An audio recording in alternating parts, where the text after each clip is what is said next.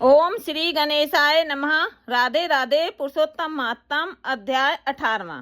इस प्रकार उस ब्राह्मण के विलाप को सुनकर 10 दिशाओं में गरजता हुआ मेघ बादल आया।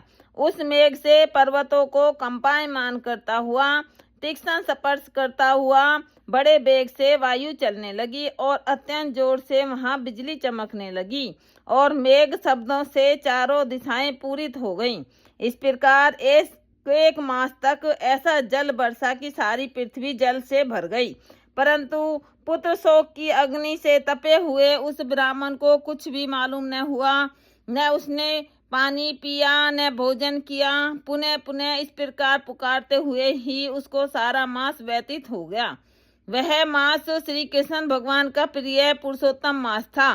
सो अनजाने में ही उस ब्राह्मण से पुरुषोत्तम मास की सेवा हो गई, जिससे अत्यंत प्रसन्न होकर श्री कृष्ण भगवान प्रकट हो गए। उस समय मेघ बरसना बंद हो गया। फिर उस ब्राह्मण ने श्री कृष्ण भगवान को देखकर शीघ्र पुत्र को पृथ्वी पर रखकर स्त्री सहित श्री कृष्ण भगवान को दंडवत प्रणाम किया और हाथ जोड़कर श्री कृष्ण भगवान के आगे बैठ गया।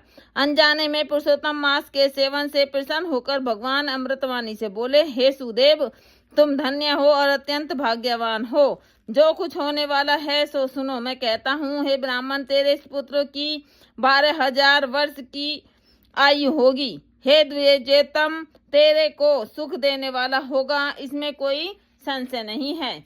मैंने प्रसन्न होकर तुमको पुत्र दिया। नारायण कहने लगे, हे नारद, भगवान के इतना कहने पर वह ब्राह्मण पुत्र जीवित होकर बैठ गया और ब्राह्मण और उसकी स्त्री दोनों ही पुत्र को देखकर महा आनंदित हुए और देवता भी पुष्पों की वर्षा करने लगे। सुखदेव ने उन दोनों माता पिता तथा श्री हरि को नमस्कार किया और गरुड़ भी पुत्र सहित ब्राह्मण को देखकर अत्यंत प्रसन्न हुआ।